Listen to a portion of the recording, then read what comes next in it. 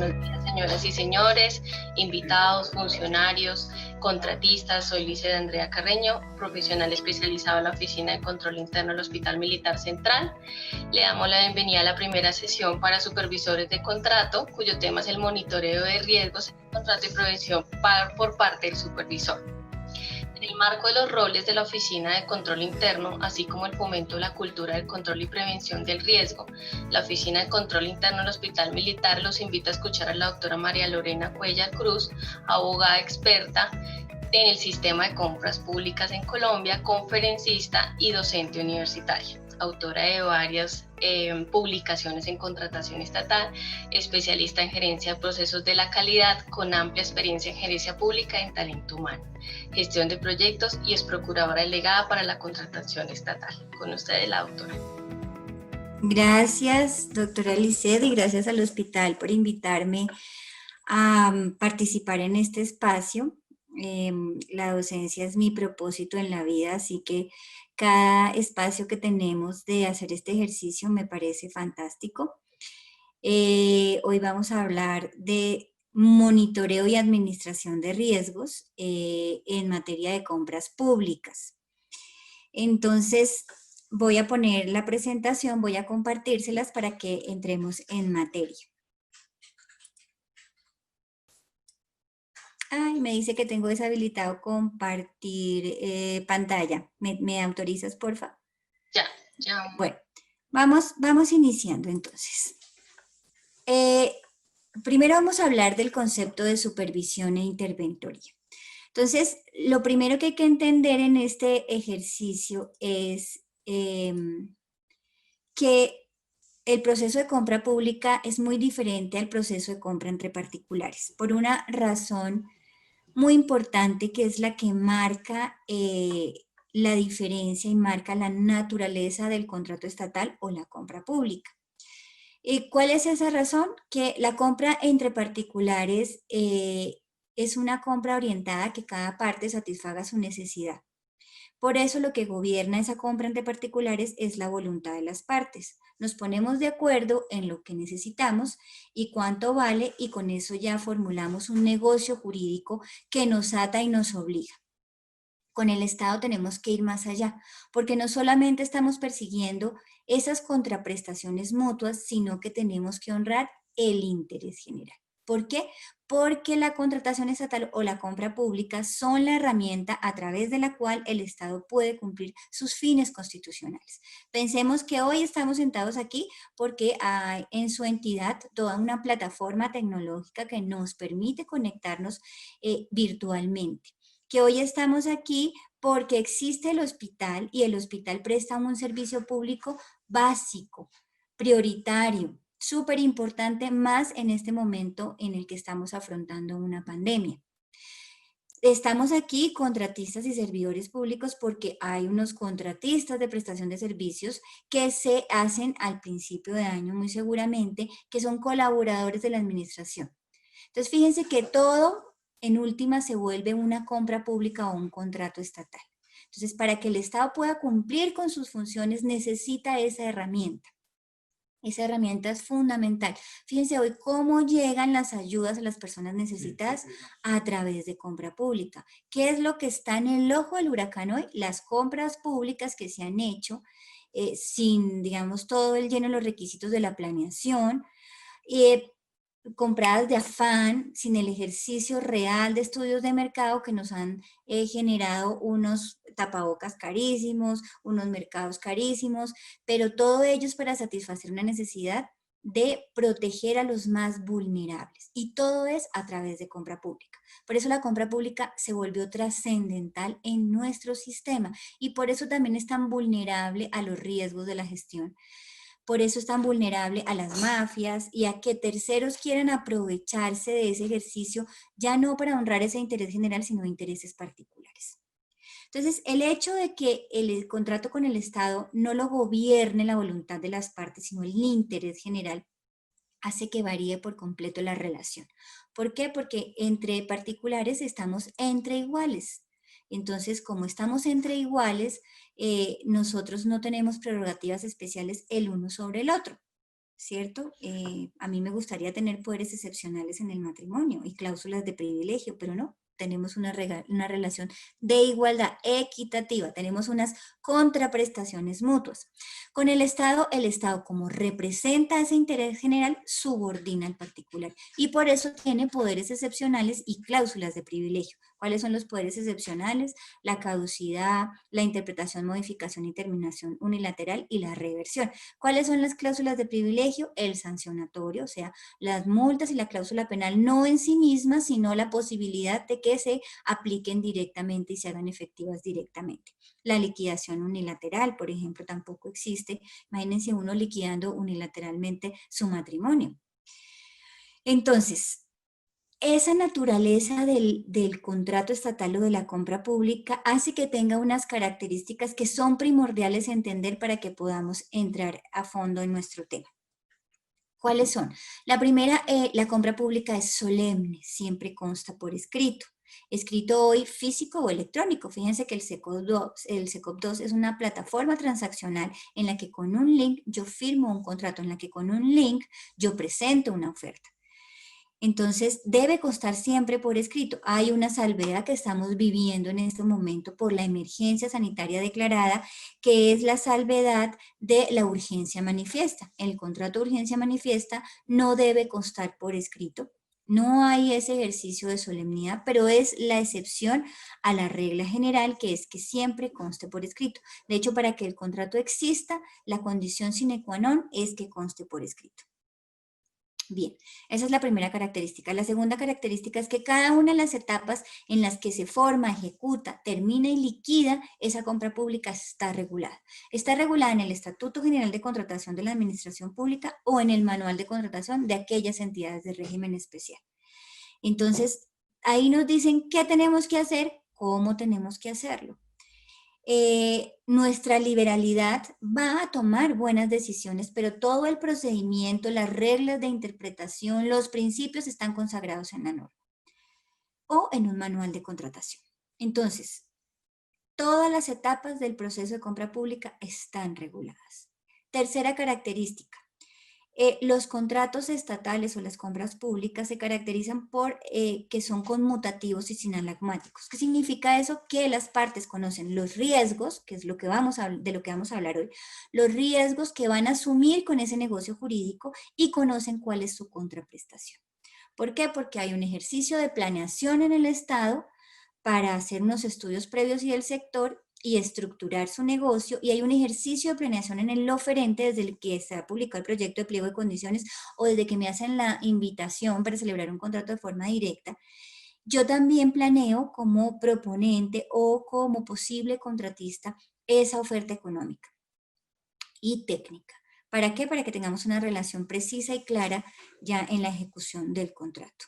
Entonces, siempre vamos a tener claridad sobre cuál es mi contraprestación y cuál es el riesgo que asumo al ejecutar esa contraprestación.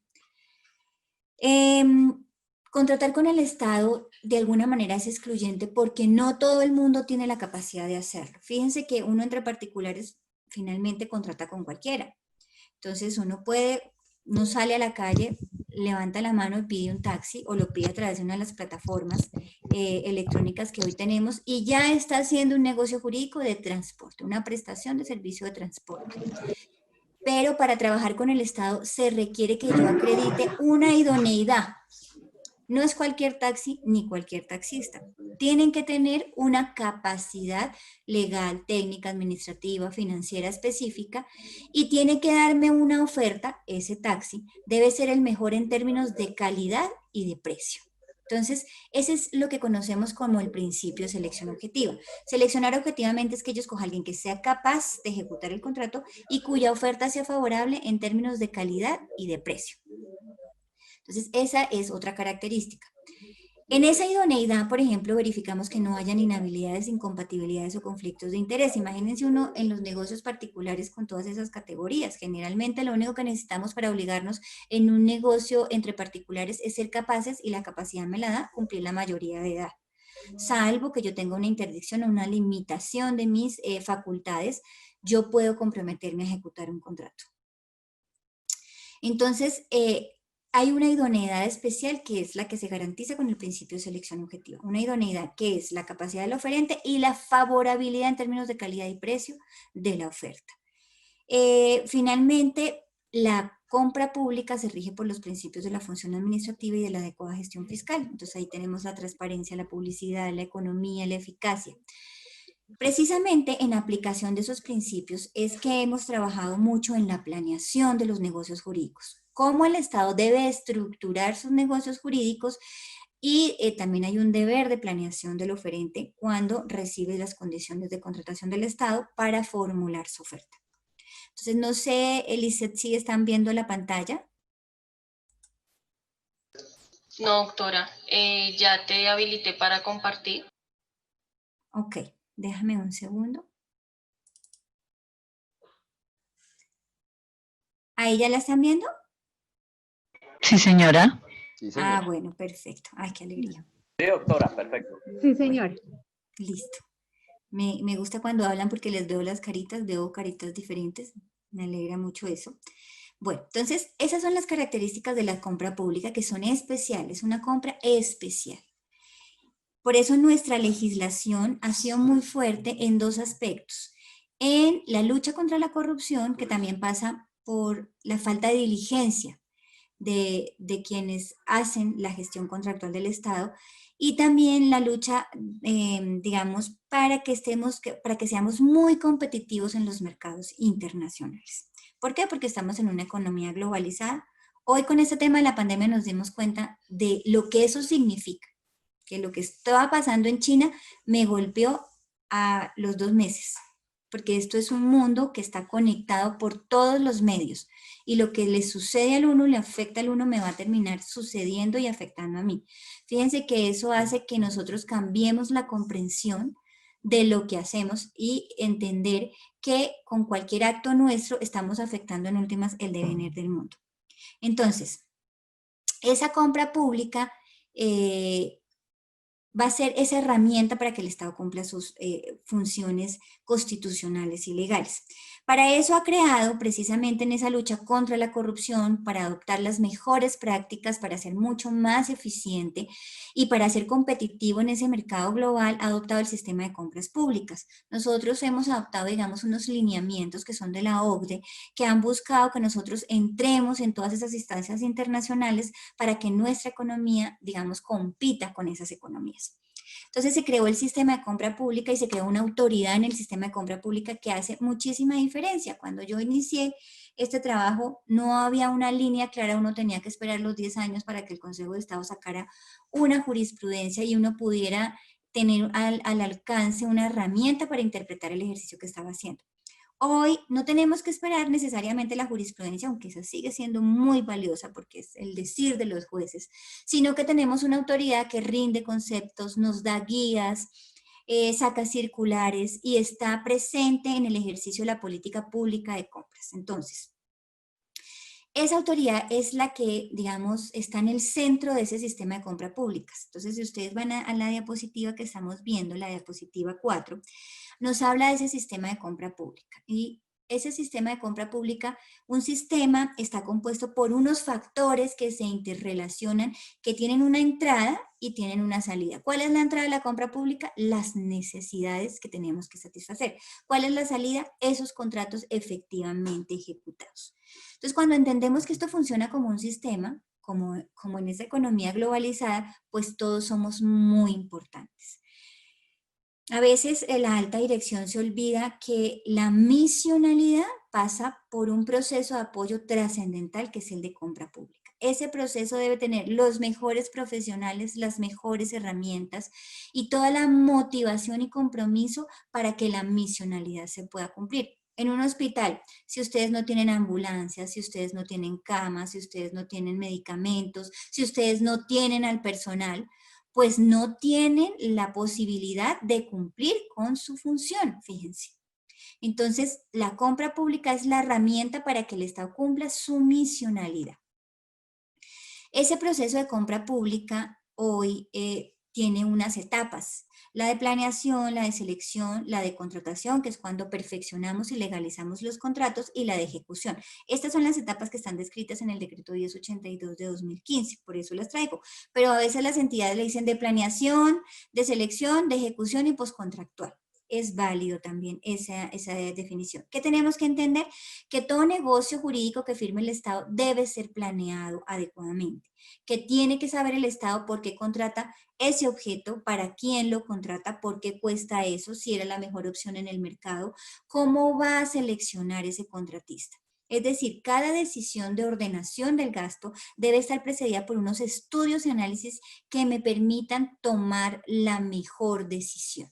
Entonces, fíjense que más que ordenadores del gasto necesitamos gerentes que adopten decisiones oportunas e inteligentes frente a las dificultades que se presentan en la gestión pública. ¿Y cuál es la dificultad más grande siempre? Que son más las necesidades que los recursos. Eso lo vivimos todo el tiempo a nivel nacional. Entonces, si tenemos más necesidades que recursos, tenemos que ser muy inteligentes en la decisión de la compra. Fíjense, hoy las decisiones que hemos tomado de compras que se hacen también a un clic, entonces uno ya de pronto no es tan importante lo que uno tenía como importante antes. Hemos dejado de comprar muchas cosas que eran como lujos y nos hemos concentrado en lo básico porque estamos en un ejercicio de supervivencia a un evento histórico que es una pandemia, que nos ha demostrado que hemos sido negligentes y poco responsables con la naturaleza y con la convivencia humana, y por esa irresponsabilidad hemos generado unas dinámicas sanitarias difíciles. Y nos hemos también percatado de que vivimos a veces en una burbuja y que afuera el mundo muere de hambre, muere en la guerra, muere sin asistencia. Entonces, la responsabilidad hoy seguramente será mayor y yo espero que no se nos olvide que este secuestro del tiempo no se nos olvide para que después salgamos a hacer diferencia, que es lo que se necesita. Entonces, vamos a hablar hoy de una etapa específica de la ejecución. Y en esa etapa específica hay un personaje muy importante, el supervisor o el interventor. ¿Quiénes son? Yo les digo cariñosamente las víctimas. ¿Quiénes son esas víctimas? Entonces, los que van a vigilar y controlar directamente la ejecución del contrato. El ordenador del gasto hace un ejercicio de decisión del gasto y firma un contrato, y ese contrato cumple unos requisitos de perfeccionamiento y legalización. Y entonces nos lanzamos a la aventura de ejecutarlo. Y para lanzarnos a la aventura de ejecutarlo tenemos un Indiana Jones que se llama supervisor o interventor. ¿Qué hacen el supervisor o interventor? Lo vemos en nuestra diapositiva 6. Lo que hacen el supervisor e interventor es ejercer todas las funciones y cumplir todas las obligaciones orientadas a vigilar y controlar la ejecución de ese contrato con una finalidad específica: que el contrato se cumpla para ambas partes, que la entidad reciba el bien, obra o servicio que contrató y que el contratista reciba su pago oportunamente. Debe tener una comunicación muy asertiva, tanto con el contratista como con el ordenador del gasto, y mantener a ese ordenador del gasto informado de todos los detalles de la ejecución, pero especialmente de las dificultades que se presenten para que el ordenador del gasto pueda adoptar medidas, superarlas y garantizar que la eficacia del contrato. A partir de la expedición del Estatuto Anticorrupción, que es un estatuto con apellido, el Estatuto de los Nulli, porque se dio luego que se descubrió todo ese ejercicio de corrupción, esa mafia, que es muy usual. ¿Por qué? Porque todo el mundo quiere contratar con el Estado. Fíjense que el Estado en esta pandemia es el que sigue contratando, es el que sigue movilizando la economía y paga. Eso a veces no se puede decir de los negocios entre particulares. Entonces todo el mundo quiere con el Estado, y en esa medida a veces se generan esos ejercicios de mafia por colusión. Todo el mundo le pone mucho el ojo al servidor público, pero yo siempre he sostenido que el problema es que en nuestro sistema de mercado es muy deficiente, porque aquí no honramos la palabra, no damos la información veraz, somos ventajosos, tratamos de sacar siempre partida más allá de lo correspondiente. Eso se ve en el mercado, eso se ve también en la compra pública. La compra pública no está fuera del mercado. Entonces, esas cosas que uno ve entre particulares, pues las ve también con el Estado. Hoy ser servidor público realmente es un ejercicio muy difícil. Yo quiero confesar que no he vuelto a aceptar ningún cargo público porque exige de mí un tiempo que necesito dedicarle a mi hija. Este año, al iniciar la pandemia, falleció mi mamá. Y uno se da cuenta y yo tomé la decisión de retirarme del servicio público, sigo siendo contratista y le sirvo al Estado con el mayor de los cariños. No me he podido ir todavía a trabajar con los particulares, pero ya no tengo, digamos, el ejercicio de la ordenación del gasto que antes lo hacía con mucho fervor, porque no tengo todo el tiempo para dedicarle y esa es una tarea muy exigente. Y aproveché a mi mamá en su enfermedad y me dio esa satisfacción, pero le sigo sirviendo al Estado a través del contrato y le sigo sirviendo con todo el amor y la pasión, y esa es, yo creo que la clave del supervisor y del interventor. Hay que ser intensísimos, necesitamos absoluta intensidad en este ejercicio. Si ustedes no son intensos, no van a lograr el objetivo. Y la intensidad, ya la vamos a ver, pasa por unas fases específicas frente a los riesgos. Entonces, el Estatuto de Anticorrupción nos trajo una definición diferenciada de supervisor o interventor. El supervisor es un funcionario de la entidad que hace un control integral a la ejecución del negocio jurídico y que no necesita una experticia para el efecto. No significa que no sea idóneo, sino que no es experto. ¿Quién es el experto? El consultor que yo contrato a través de una interventoría. Y el seguimiento es integral, es decir, de todos los aspectos del contrato, legales, financieros, técnicos, administrativos, etc. Entonces, el supervisor siempre es un funcionario. ¿Yo puedo contratarle apoyos a ese supervisor? Sí, a través de prestación de servicios profesionales y de apoyo a la gestión. Pero la víctima siempre será ¿quién? Un servidor público. Ahora, ¿quién es el interventor? El interventor es un experto, tercero contratado a través de un concurso de méritos para que desarrolle esa labor de control y vigilancia del contrato. ¿Por qué? Porque tengo un contrato complejo que requiere una experticia. Fíjense que el concurso de méritos busca expertos. Es la única modalidad de selección en la que yo valoro condiciones del oferente. En las demás yo valoro la oferta. Pero en el concurso de méritos yo valoro condiciones del oferente. Entonces yo le veo su personal, la experiencia de su personal, las publicaciones de su personal, etc. Entonces, yo estoy buscando un experto con un equipo de trabajo, una maquinaria, unos laboratorios, una capacidad de vigilancia superior a la que yo tendría con un supervisor. Por ley, la interventoría para los contratos de obra es obligatoria cuando son de licitación pública. Es la única interventoría obligatoria. Si yo voy a hacer una obra, contratarla por licitación pública, debo tener obligatoriamente ¿qué? Interventoría. La interventoría hay de dos tipos, técnica o integral. Porque la norma me dice que por regla general la interventoría es técnica, pero yo creo que no he conocido la primera interventoría que solo sea técnica. Se contrata generalmente una interventoría que pueda vigilar todos los aspectos del contrato. Entonces el interventor es un experto que hace una verificación integral o técnica de ese contrato, porque yo requiero a alguien muy especializado para hacer ese ejercicio de control y seguimiento. Bien. Por regla general, no concurren el supervisor interventor. A veces las entidades, por querer hacer más, hacen menos. Entonces tienen interventor y supervisor. Cuando yo tengo interventor y supervisor es porque el interventor es solo técnico y el supervisor hace la vigilancia de los demás aspectos del contrato. Lo que pasa es que el interventor va a tener un supervisor. Ese interventor, eso como cualquier otro contrato, un contrato de consultoría, entonces va a tener un supervisor que va a vigilar ese contrato de interventoría. Pero sobre el contrato, por ejemplo, de obra, es el dueño de esa vigilancia, es el interventor.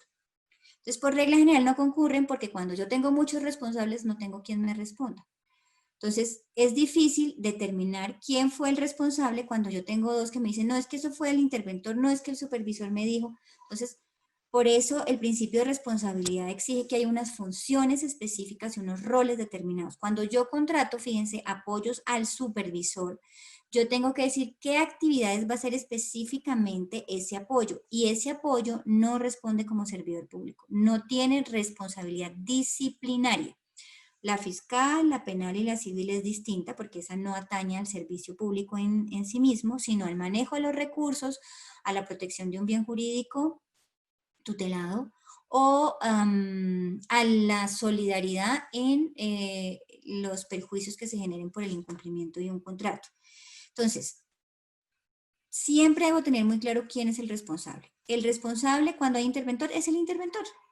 El responsable cuando hay supervisor es el supervisor. Yo puedo tener supervisiones conjuntas y entonces me toca dividir qué hace quién. Entonces, por ejemplo, cuando uno tiene contratos, cuando yo fui ordenadora del gasto, contraté un sistema de documentación y para adoptar ese sistema de documentación necesitábamos personal que estuvieran en el área misional de la entidad, de la información que se producía misionalmente, pero también necesitábamos un supervisor técnico que conociera cómo operaba el sistema, un ingeniero, y necesitábamos otras personas que estuvieran en correspondencia, líderes de todo el proceso de correspondencia. Entonces hicimos una supervisión conjunta, era casi una gerencia de 5 personas que tenían que estar encima de la vigilancia de ese contrato y nos operó, pero cada una tenía un rol de acuerdo con su conocimiento y funciones y competencia.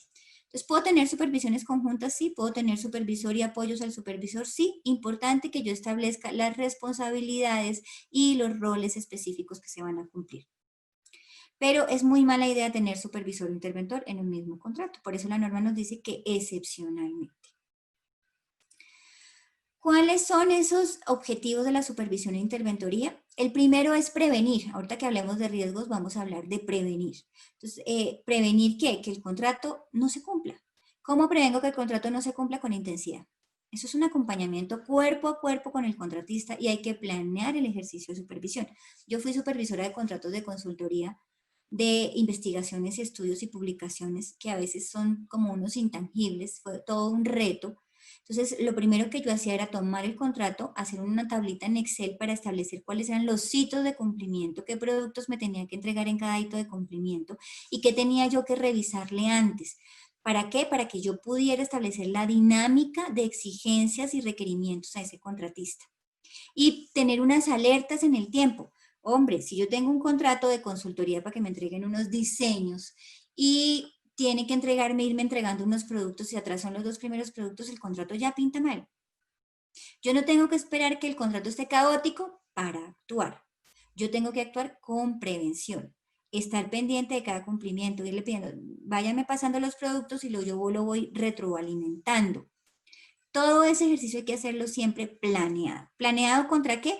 Contra el conocimiento que yo tenga del pliego de condiciones, de los anexos, de las normas que rigen esa ejecución contractual, de la información institucional que se requiere para la ejecución de ese contrato. Entonces, el primer objetivo y para mí más importante de la supervisión e interventoría es la prevención.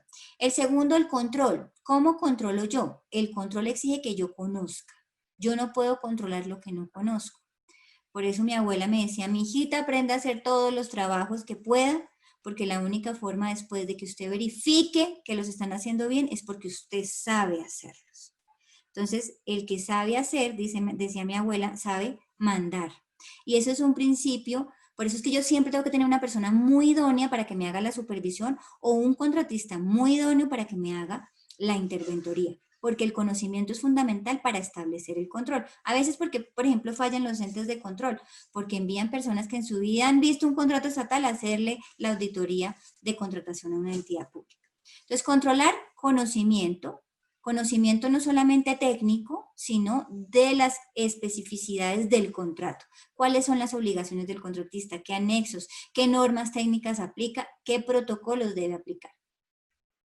Solicitar, entonces el solicitar, yo tengo ahí el gatico ese del gato con botas, solicitar es amablemente, uno le pide al contratista la información, le pide que entregue determinado sistema, que cumpla con sus obligaciones, etc. Cuando uno ya pasa a exigir, ya pasa en otro tono. Y esa es una de las facultades que tiene el supervisor e interventor, exigir al contratista el cumplimiento. Esa exigencia debe ser siempre por escrito, porque se acuerdan que el contrato estatal es ¿qué? Solemne. Esa solemnidad va a acompañar todo el ejercicio de ejecución contractual. Para las modificaciones necesito hacerlo por escrito. Y cuando yo dé instrucciones como supervisor o interventor, también debo hacerlo como por escrito.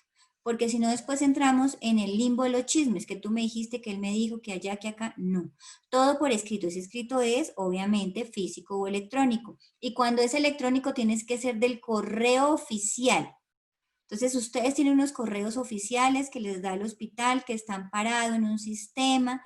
de gestión de la información, que se salvaguarde esa información. Por eso yo no puedo enviar de mi correo personal requerimientos a un contratista. Y él además a mí me va a entregar una dirección electrónica que es su dirección o domicilio electrónico al que yo debo enviarle las comunicaciones.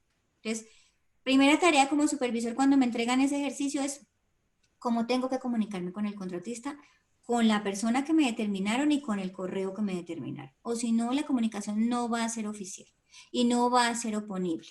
Recordemos que el correo electrónico es prueba solamente en el sistema. Uno imprime el correo electrónico para acordarse que lo mandó, pero el correo electrónico, ¿cómo es prueba? En el sistema de información, que me dice que yo lo envié a tal persona con esta información a tal hora, etcétera, etcétera. Por eso es del correo oficial que yo debo enviar todos mis requerimientos, porque ese tiene backup, toda una salvaguarda de la información, etcétera. Bien, colaborar. O sea, el contratista no es el Doctora, ¿puedo enemigo. hacer una pregunta? Sí, claro, desde luego. Usted hace referencia a las instrucciones que de alguna manera pueden hacer los superiores. Sí. Ahí sería importante también tener en cuenta que esas instrucciones deben ser, digamos, también medidas por el ordenador del gasto. Es mi pregunta. No, O sea, no antes necesariamente. de impartir esas instrucciones, el supervisor tendría que consultar con el ordenador del gasto. No. No, porque el ordenador del gasto lo que ha hecho es un ejercicio de delegación de su función de control y vigilancia, porque él es el llamado en primer término a controlar y vigilar ese contrato. No todas las instrucciones se van a consultar con el ordenador del gasto. ¿Cuáles instrucciones se deben consultar? Aquellas que impliquen modificación del contrato, porque eso tiene una solemnidad específica. O ya vamos a ver más adelante que hay unas prohibiciones para esos supervisores o interventores que no pueden actuar como ordenador del gasto, porque eso es una extralimitación en su competencia. Entonces, cuando yo vaya a dar una instrucción que no sea de cumplimiento de lo pactado, sino que vaya más allá del cumplimiento de lo pactado para exonerarlo del cumplimiento de una responsabilidad o de una obligación o para modificar el contrato, pues no puedo hacerlo yo porque esa no es mi competencia. ¿Sí? Las instrucciones del supervisor o interventor tienen que limitarse a su competencia, que es vigilar el cumplimiento de lo pactado, no inventarse lo pactado, ¿vale? Entonces, ahí es cuando entra el ordenador del gasto. Pero el resto no tiene que consultarse. Lo que tiene es que mantener informado el ordenador del gasto del ejercicio que está haciendo. ¿Vale? Entonces, colaborar, entonces yo les decía, el contratista no es el enemigo, solo tenemos que sospechar de él, no mentiras, el contratista no es el enemigo, tenemos que colaborarle en la ejecución.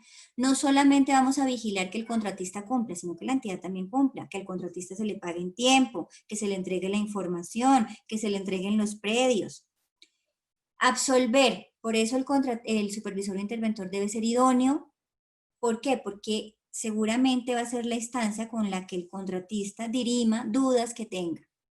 Entonces, mire, es que aquí me dicen que la especificación técnica es así, pero es que yo le ofrecí esta y esta y esta, entonces no sé cuál debo utilizar.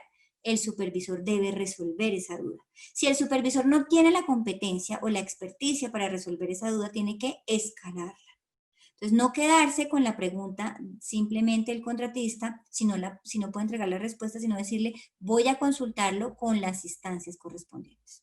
Por ejemplo, en estos tiempos de COVID, entonces a uno le dicen, mire, es que yo no puedo cumplirle en el tiempo que es, usted me puede modificar el plazo interno que hemos establecido en el cronograma sin modificar el contrato.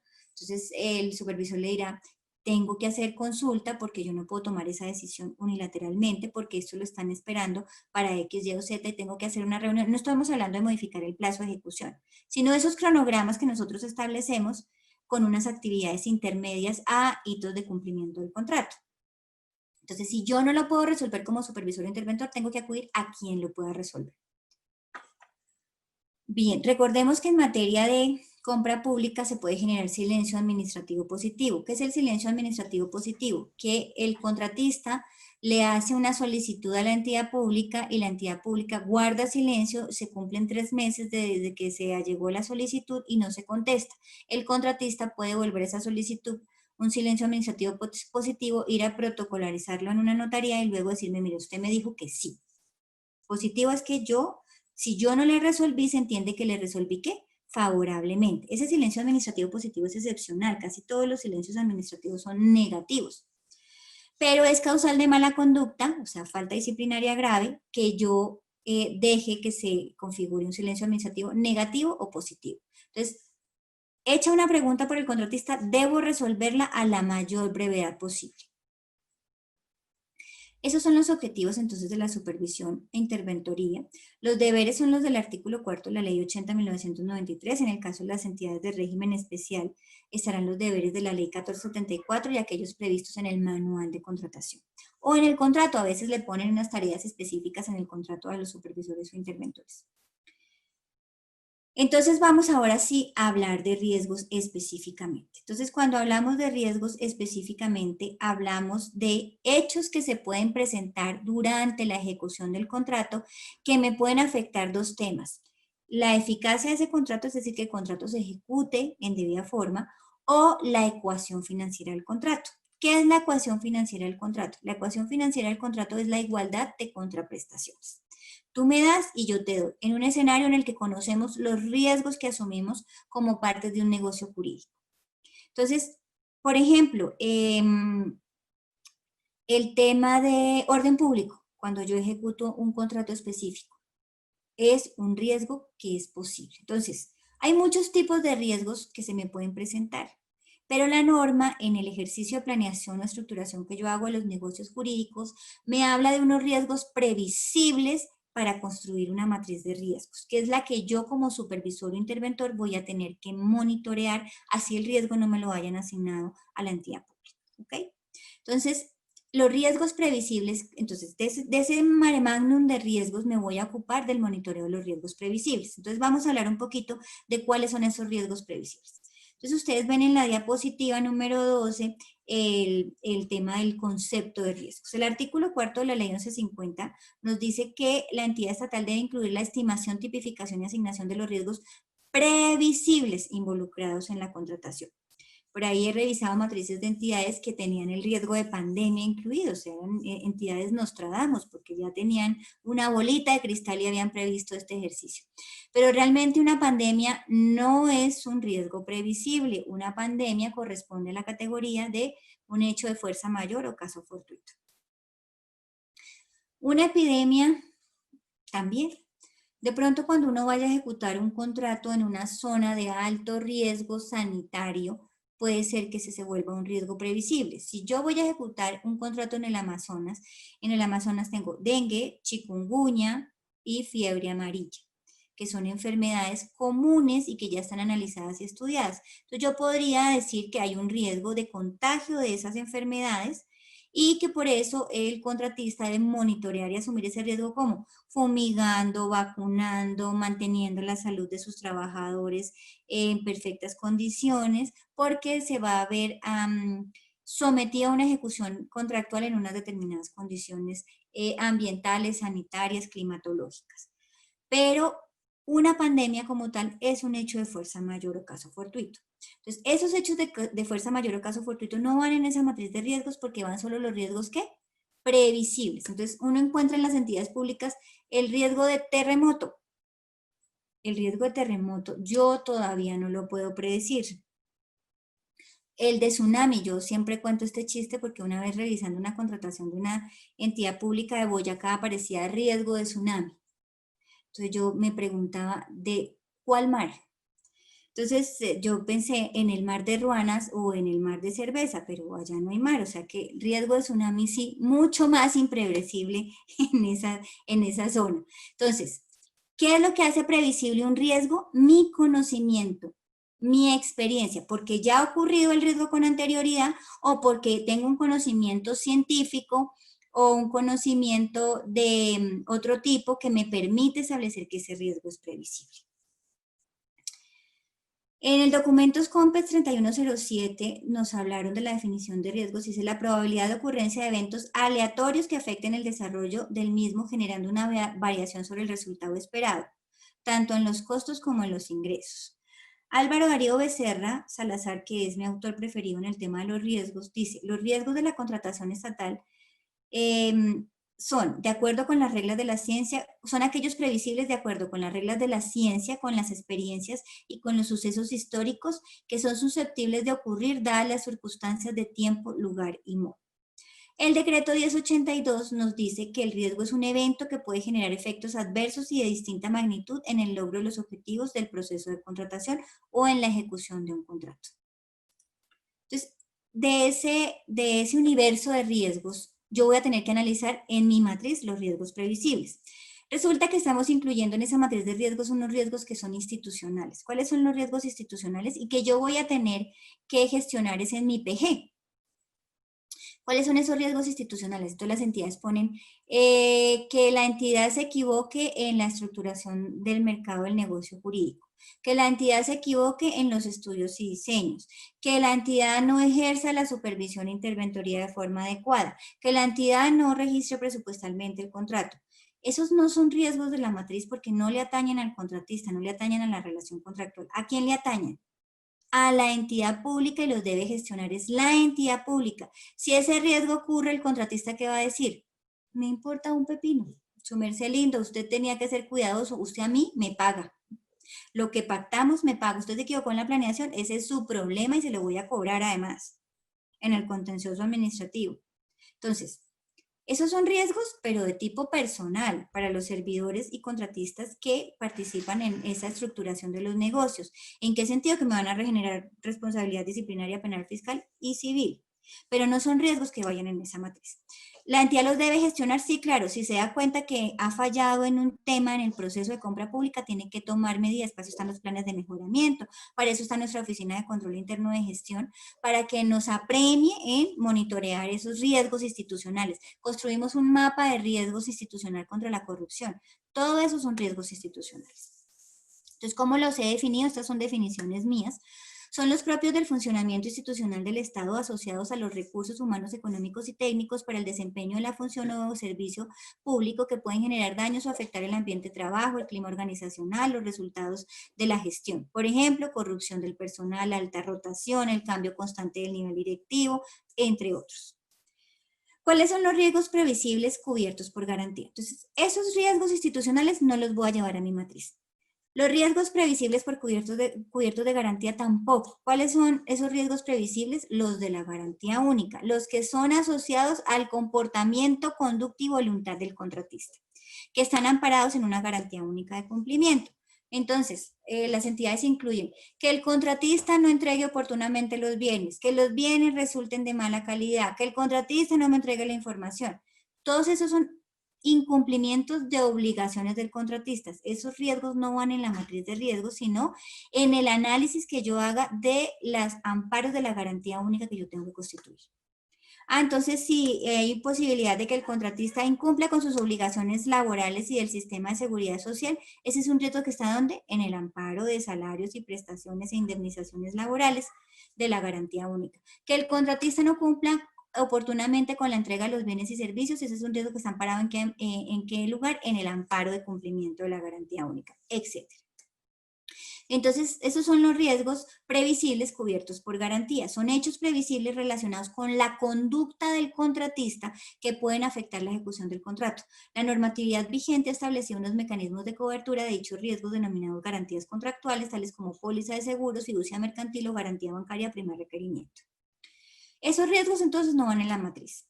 ¿Cuáles son los riesgos contingentes? Entonces, hay unos riesgos que son previsibles, es decir, que yo puedo preverlos, pero que ya los tengo administrados en el contrato. Ejemplo, yo voy a hacer un contrato de vigilancia por 3 vigencias. Entonces, ¿qué tengo que tener en cuenta? Que a 1 de enero del año siguiente va a variar ¿qué? El salario mínimo y el IPC. Eso me implica que yo establezca de una vez una fórmula de reajuste del contrato al cambio de vigencia. Entonces, hay un riesgo, el riesgo de variación del salario, porque el contrato de vigilancia tiene un alto componente de prestación de servicios, y el riesgo de variación del IPC. Y yo lo que hago es manejarlo ya dentro del contrato, digo, se va a aplicar la siguiente fórmula de reajuste y no hay ningún conflicto. Fíjense que es un riesgo que yo administré, ¿dónde? En el contrato. ¿Lo debo incluir en los riesgos previsibles? No. ¿Por qué? Porque ya lo administré. Como los riesgos cubiertos por garantía. Esos riesgos ya los administré, entonces los saco de esa matriz. Entonces, ¿cuáles son los riesgos que verdaderamente van en la matriz? Los riesgos que siendo previsibles no tengan mecanismo de cobertura, no los haya administrado en el contrato y que puedan afectar la eficacia de este contrato y la ecuación financiera del mismo. Esos son los riesgos que yo tengo que analizar. Y para eso utilizo la guía de Colombia Compra Eficiente, que me establece un ejercicio de identificación, estimación y asignación de riesgos. Siempre le voy a asignar el riesgo a quien tenga la mayor posibilidad de administrarlo. Entonces, por ejemplo, hoy en día con el tema del COVID, la pandemia en sí mismo es un hecho de fuerza mayor o caso fortuito, pero los efectos de la pandemia ya no son un riesgo imprevisible, fíjense. ¿Por qué? Porque ya hay un tema de aislamiento preventivo que se va a mantener. Entonces, ¿cómo, si yo estoy celebrando un contrato hoy en día, cuál es el riesgo? Que por esa normatividad que está tratando de manejar la pandemia, yo no pueda ejecutar el contrato como ordinariamente lo haría. Entonces, ese se vuelve un riesgo ya previsible. En todas sus matrices de riesgos debe estar ya ese riesgo. El riesgo derivado de la normatividad y adopción de acciones por parte de las autoridades para enfrentar la pandemia, que me pueden implicar que yo tenga que suspender el contrato, que yo tenga que prorrogarlo, que yo tenga que trabajarlo en turnos, que pueda tener un mayor valor porque tiene que el día, en 3 meses sale que todos los trabajadores deben ser vacunados por cuenta del empleador. ¿Cuánto vale esa vacunación? Eso no lo teníamos previsto hoy, porque todavía no hay vacuna, pero puede suceder en el tercer mes de ejecución de un contrato. Entonces, fíjense que ya ese es un riesgo que se volvió previsible, no la pandemia en sí misma, sino los efectos que me genera normativos y fácticos. Entonces, esos riesgos, por ejemplo, aquí están los eventos que impidan la adjudicación y firma del contrato, los eventos que alteren la ejecución del equilibrio, los eventos que alteren la eficacia del proceso, etc. Entonces, ¿cuál es la estructura de administración de riesgos? En esa sillita que tengo, en esa diapositiva, tiene que estar el supervisor interventor primero. Pero detrás va a estar toda la institucionalidad, toda la entidad pública.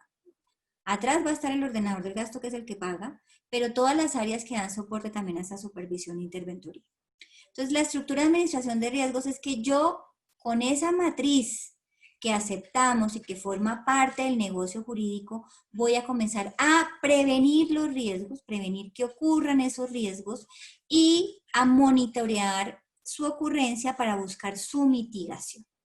Entonces, ejemplo, un contratista me pide la modificación del contrato y me dice que es que hubo una demora en la importación por la pandemia, que era un riesgo que efectivamente no estaba dentro de mi matriz, y que eso le ha dificultado cumplir en los tiempos pactados y que por lo tanto solicita una prórroga.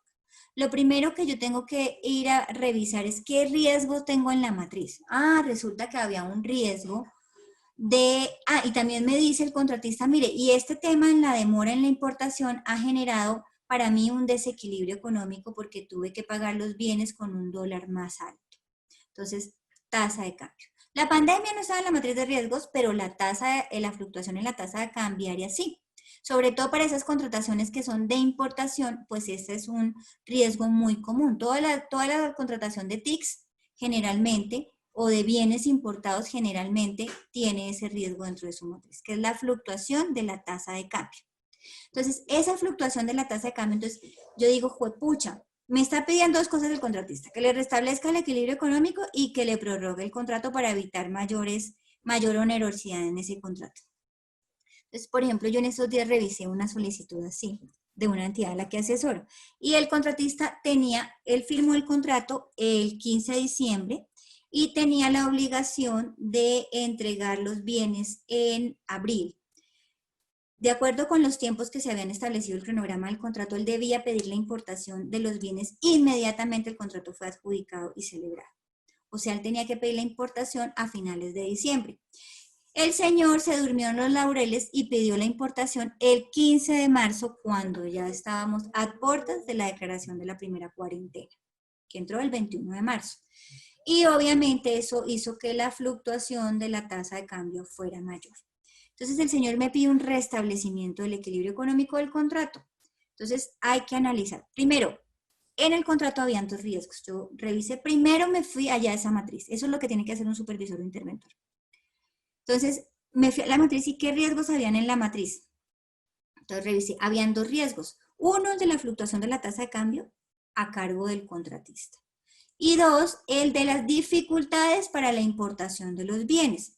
¿Cuál era el tratamiento que se le había dado a ese tema de la importación de los bienes? Entonces decía, el contratista debe cumplir, pedir la importación en el momento oportuno, tener en cuenta que la importación se demora 45 días, etcétera, etcétera, etcétera.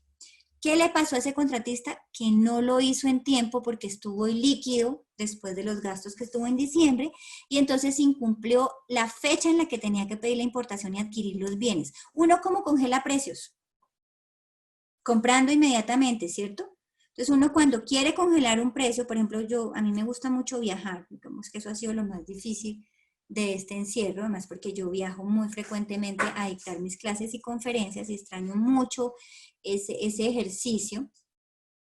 Entonces, para que yo pueda hacer mi ejercicio de los viajes ya, digamos los viajes de placer con la familia, con mi esposo y mi hija, nosotros planificamos, aplicando todas mis teorías de la planeación, planificamos los viajes con mucha anticipación y en enero decimos a dónde vamos a ir, compramos los tiquetes, reservamos los hoteles. ¿Por qué? Porque eso que me ayuda a congelar los precios. Entonces, primero pagamos y cuando ya vamos a viajar ya hemos pagado. Y segundo, pues yo voy a tener precios de 6 u 8 meses antes. Ustedes saben que entre más próximo yo compre un tiquete aéreo, pues más costoso me va a salir. Entonces, para aprovechar las promociones, hago. Por eso es que el riesgo de la tasa de cambio siempre se le da al contratista. ¿Por qué? Porque él vive en ese negocio, él sabe cuándo debe comprar, él sabe qué acuerdo debe hacer con el fabricante para adquirir esos bienes a mejores costos. Entonces, él fue negligente, no compró los bienes a tiempo y no pidió la importación a tiempo. ¿Eso fue culpa del COVID? No. El COVID fue posterior. ¿Me puede alegar ahora su propia negligencia para un restablecimiento del equilibrio económico del contrato? No. No. ¿Yo le puedo prorrogar el contrato? Sí. Uno siempre termina prorrogándoles. ¿Por qué? Porque uno prefiere mantener el contrato para garantizar su eficacia, porque volver a contratar es más difícil, porque uno pierde el tiempo, porque va a contratarte a otros precios. Entonces, el supervisor o interventor lo que debe analizar es eso y dar un concepto. No se le va a restablecer el equilibrio económico del contrato porque usted fue el que generó ese hecho, es responsabilidad suya. Pero le podemos prorrogar el contrato a 0 pesos. Claro, sí, le podemos dar oportunidad atendiendo las circunstancias y si le ponemos unos planes de contenido. No cumplió en ese nuevo cronograma que le establecimos, su merced lindo, actuación sancionatoria de incumplimiento. Entonces, en los manuales de contratación que yo he elaborado para varias entidades públicas, siempre se adopta este ejercicio y ustedes pueden revisar su manual de contratación a ver si lo tiene porque eso me ayuda a monitorear los riesgos. Y es, ¿cómo estoy monitoreando los riesgos? Viendo cuál es el ejercicio de cumplimiento del contratista y esos riesgos que yo tengo en esa matriz.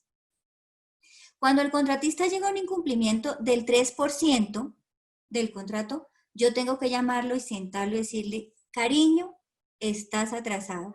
Vamos a hacer un plan de contingencia sin modificar cronogramas y tú te vas a poner al día en 15 días, 20, lo que sea razonable respecto al objeto contractual.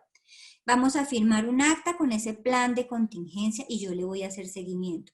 Si se llegó el día 0 en el que tenías que haber cumplido el plan de contingencia para ponerte al día y no estás al día, ¿qué tengo que hacer? Inmediatamente me voy a hacer un informe de incumplimiento y le pido al ordenador del gasto que inicie una actuación administrativa sancionatoria o una acción judicial cuando yo no tengo la actuación administrativa sancionatoria. ¿Por qué? Porque yo no puedo dejar que el contrato se me despelote. O sea, cuando nosotros dejamos al último momento, yo en la casa soy muy mal geniada, tengo a mi esposo al lado, está diciendo, en la casa soy muy mal geniada, pero en el trabajo soy muy tranquila, porque no me dejo afectar mucho por las situaciones. Pero cuando era ordenador del gasto, lo único que lograba sacar lo peor de mí era que un supervisor entrara y me dijera, ay, es que mañana se vence el contrato y el contratista no alcanza a cumplir. Yo quería sacar la chancleta de mi abuela. ¿Por qué? porque eso no me da maniobra. Cuando yo me espero al último día para prorrogarle el contrato, me pongo en las manos del contratista.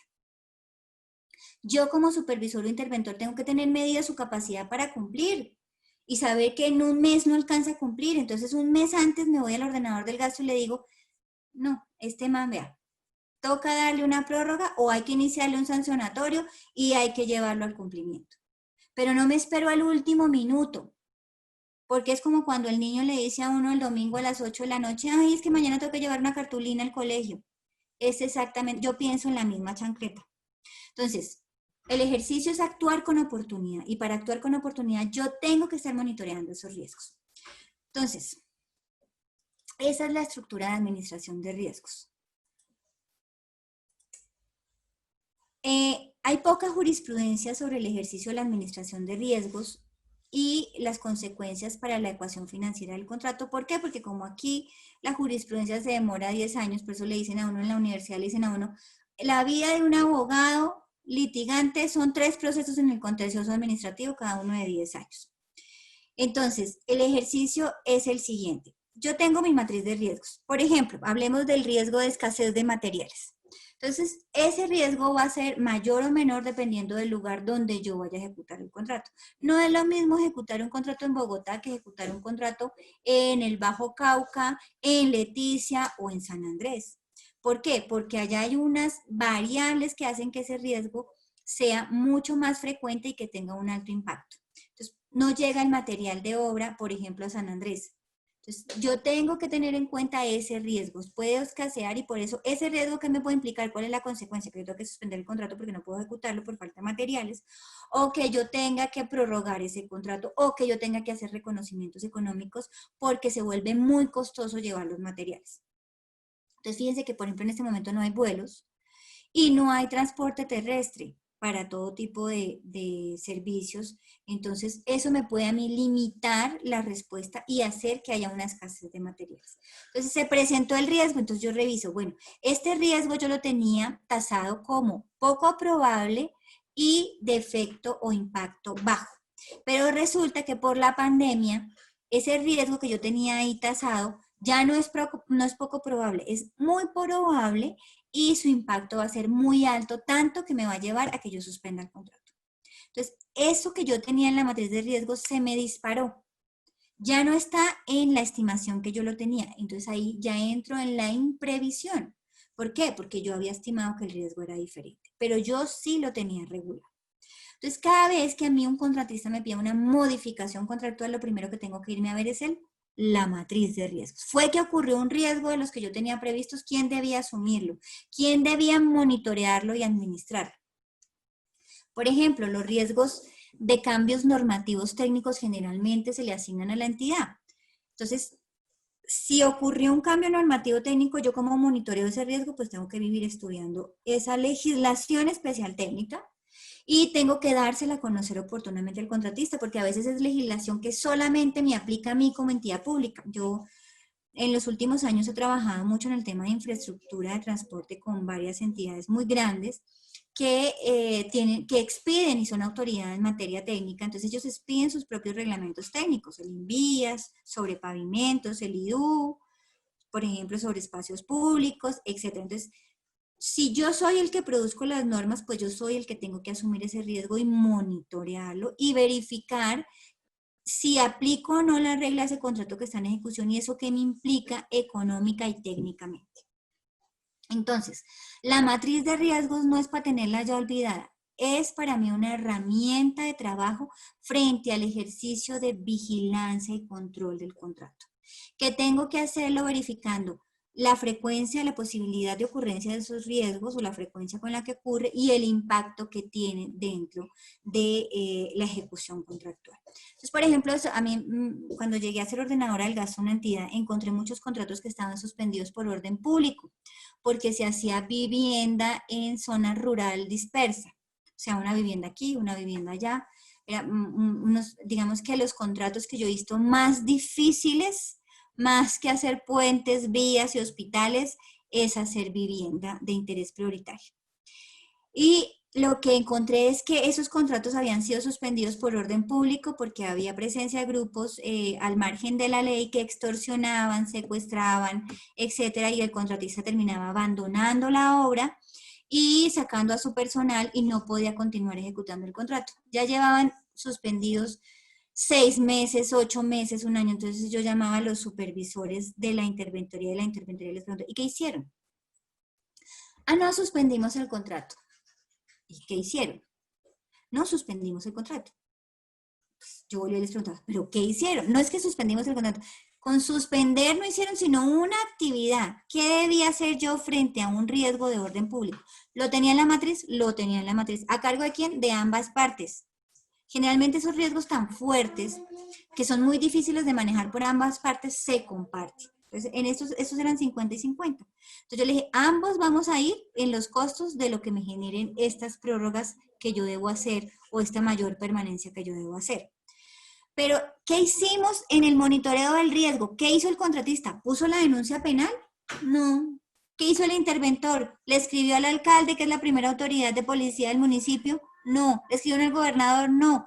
Miren, yo le escribí hasta al ministro de Defensa. Tengo 3 contratos votados que necesito que usted me garantice la integridad y seguridad porque son contratos para responderle a una comunidad por sus viviendas, que es un bien básico. Y si ya no podemos salvaguardar a ese contratista, no podemos ejecutar el contrato, ¿lo tengo que seguir teniendo suspendido? No. ¿Para qué me sirve el monitoreo de riesgos? Para saber que el riesgo es insuperable y que tengo que terminar ese contrato por mutuo acuerdo o utilizando una prerrogativa de las cláusulas excepcionales y reconocer al contratista lo que ha ejecutado. Yo no puedo seguir con ese mal matrimonio. Si yo tengo que terminar el contrato porque es imposible ejecutarlo, tengo que hacerlo. Pero las entidades se asustan y entonces hay contratos suspendidos 3 años. Y el día de mañana vamos a tener una demanda por ese contratista porque lo tuvimos con el taxímetro prendido, dándole toda la posibilidad de que después me reclame porque yo lo tuve atado a una relación contractual que era imposible. Entonces, a veces también hay que divorciarse en las mejores circunstancias para el erario público y para el interés general. Y si tengo que volver a contratar, tengo que volver a contratar con unos riesgos distintos. En Colombia este tema de los riesgos no ha pegado tan bien. Uno lo ve en el ejercicio que pasa con la ola invernal. Todos los años llueve para la misma época y se inundan las mismas casas y se sale de su cauce el mismo río y todos los alcaldes tienen que declarar una emergencia porque nunca actuaron preventivamente. No monitorearon el riesgo. Miren que el riesgo sirve hasta para monitorear los delitos, los crímenes.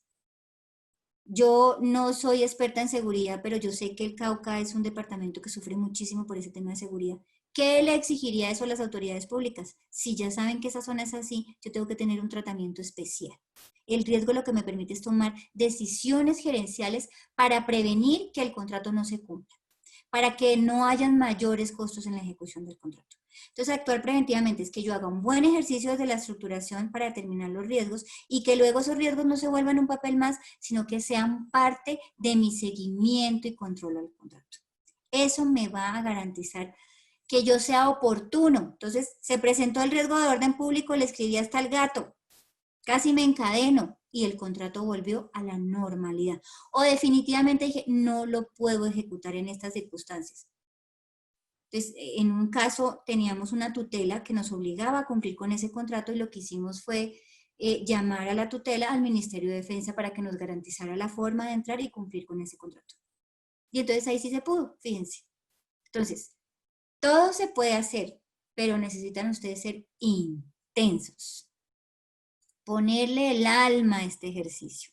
Organizarse, planear. Cada vez que usted hace una supervisión le quedan unas lecciones aprendidas. Hay que administrar esas lecciones aprendidas, porque usted ahí visualizó los riesgos de su propia gestión. No sé si tengan más preguntas. Fíjense que la jurisprudencia que trae la presentación es una jurisprudencia que me dice que si yo no le he advertido el riesgo al contratista, el contratista no lo tuvo en cuenta en su oferta económica. Aquí a los contratistas también les falta hacer el ejercicio de planeación de sus propias ofertas. Nunca van a la audiencia de riesgos. No revisan. Los riesgos son la letra menuda del contrato. No lo hacen y los riesgos, cuando yo le traslado un riesgo al contratista, él me lo tiene que cobrar, porque va a tener que tomar unas medidas para administrar ese riesgo, para evitarlo o para mitigarlo. Y no lo hacen. Entonces después dicen, ay, pero es que eso era muy costoso. Su merced lindo, pero eso estaba en el ejercicio de cotización que hizo y en el ejercicio de elaboración de su oferta. Entonces, la planeación es del Estado, pero también es del contratista cuando presenta su ofrecimiento. Por eso a mí no me puede decir el contratista, es que yo me equivoqué. Bueno, cariño, lo siento mucho. Búscate un banco que te preste y te saque de esto porque yo no te voy a sacar. Fue tu voluntad y tu ejercicio de estructuración del negocio jurídico. No sé si tengan preguntas.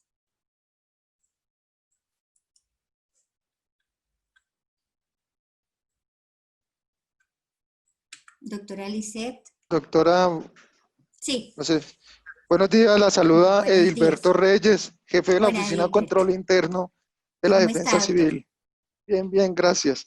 Doctora, quiero hacerle una consulta. Ahora mismo, por efectos de la pandemia que estamos viviendo en Colombia, muchas entidades del sector público declararon a través de resolución la urgencia manifiesta. Sí. Con la declaratoria de esta urgencia manifiesta, se iniciaron contrataciones digamos, de manera directa para adquirir los servicios, los bienes y servicios para atender el efecto de la pandemia. Sí. Yo tengo una pregunta, ¿cuáles son las características especiales que debe cumplir esta contratación directa por efecto de la declaratoria de urgencia manifiesta de la entidad? Debe existir un contrato. ¿Cuáles son las características, digamos, cuando vamos a evaluar la contratación en este ámbito que debemos tener en cuenta para hacer esta auditoría? Gracias, doctora.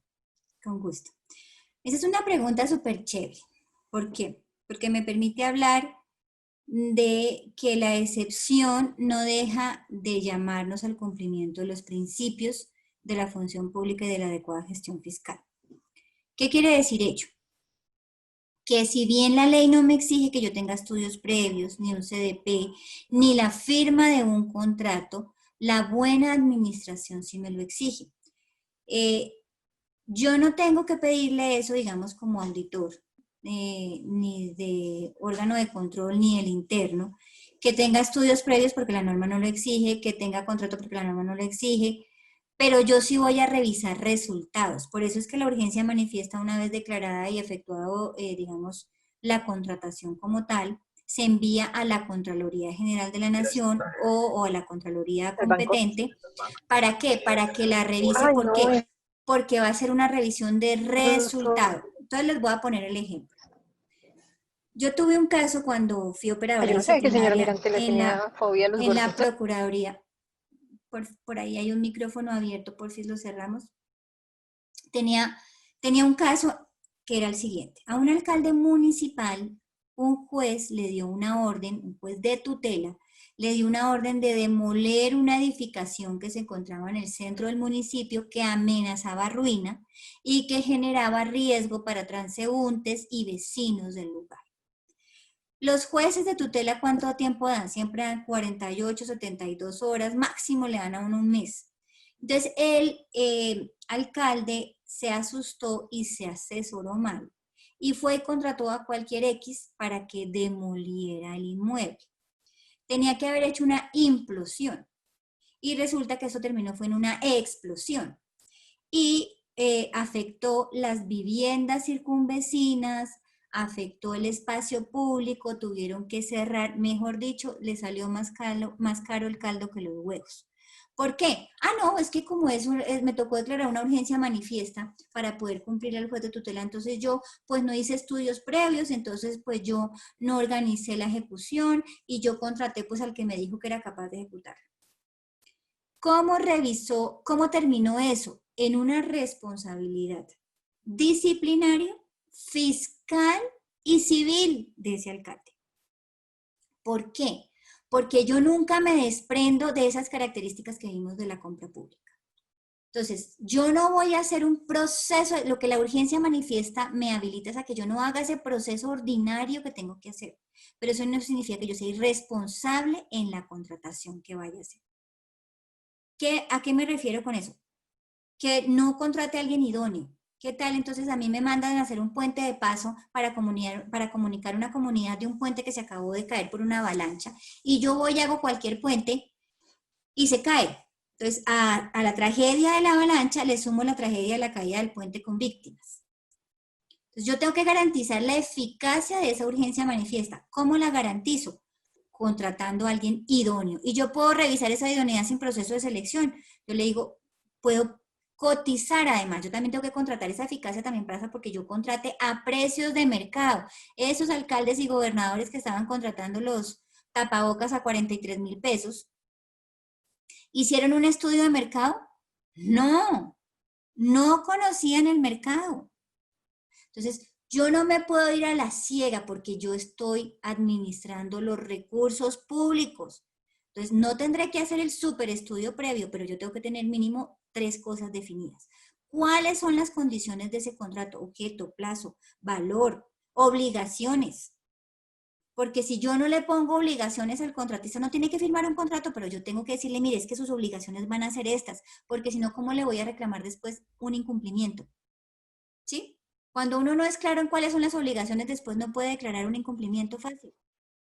Por eso es tan importante ese anexo técnico de las obligaciones, ¿cierto? Por eso es que yo siempre recomiendo, para mantener un matrimonio feliz, que uno hable claramente de qué es lo que espera del otro. Las mujeres nos gusta a veces que nos adivinen, si los hombres son pésimos adivinando, hay que decirles, para que no tengan dudas sobre el cumplimiento de sus obligaciones. Y lo mismo le pasa al hombre con la mujer, en la relación de pareja. Eso sucede en el contrato, pero en el contrato deben estar las obligaciones por escrito, en algún lugar. No tiene que constar en un escrito, en un contrato. ¿Por qué? Porque ahí no se cumple la solemnidad. Pero yo debo haberle dicho, si quieren un correo, ¿qué es lo que tiene que hacer? 2, tengo que saber cuánto me vale lo que yo contrato y que ese valor esté acorde con los precios del mercado. Entonces, eso no me toma más de 3 días, hacer un estudio de mercado. Si uno tiene que ponerse rodilleras para que le coticen, ir de puerta en puerta, pues uno lo hace porque es para atender una urgencia. Y 3, tengo que tener clara la idoneidad del que va a ejecutar ese contrato. Yo no puedo poner a hacer una implosión a un tipo que en su vida la ha hecho. Entonces, que tenga una capacidad financiera, que tenga una capacidad técnica, que tenga una experiencia. Uno en una urgencia manifiesta no le va a contratar al que nunca ha hecho un contrato con el Estado, porque se puede llevar una sorpresa muy desagradable. Y entonces, ¿qué le va a revisar a uno la Contraloría? El resultado, porque no le puede revisar la solemnidad. El resultado. ¿Y cómo garantiza usted el resultado? Condiciones de pago, de obligaciones, de objeto, de plazo claras.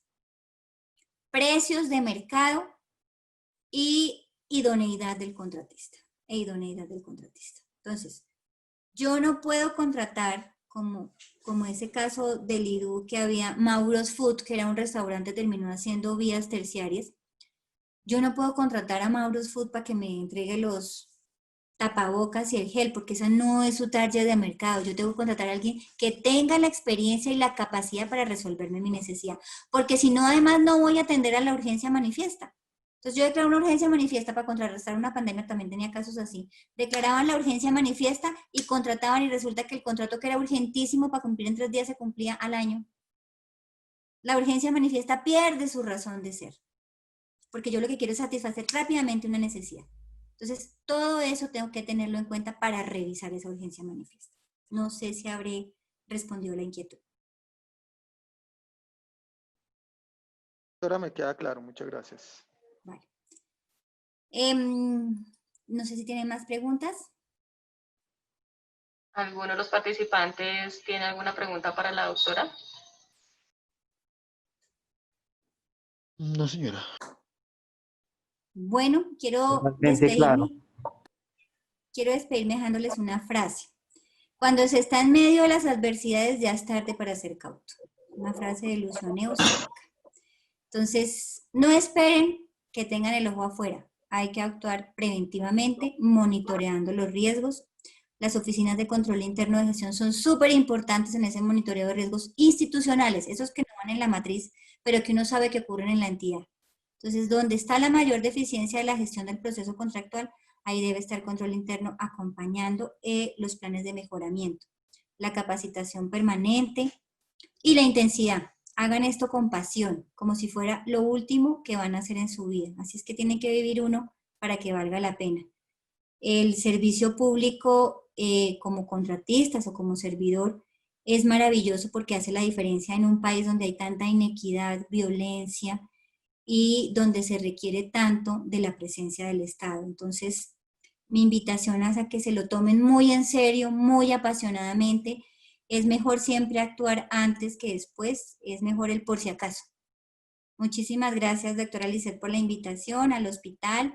Les deseo mucha suerte. Ustedes son los superhéroes que van a hacer diferencia en la administración de los recursos públicos. Doctora, mil gracias a usted por compartirnos este momento, su experiencia, su conocimiento y bienvenida al Hospital Militar. Muchas gracias. Muchas Mucha gracias, suerte. Dios doctor. los Muy bendiga. amable. Muchas Gracias a gracias. todos. Gracias, doctora Lisset, por invitarnos. Gracias, doctora María Lorena. Su exposición fue muy clara, muy precisa. Nos aporta mucho a la labor que hacemos como jefes de control interno.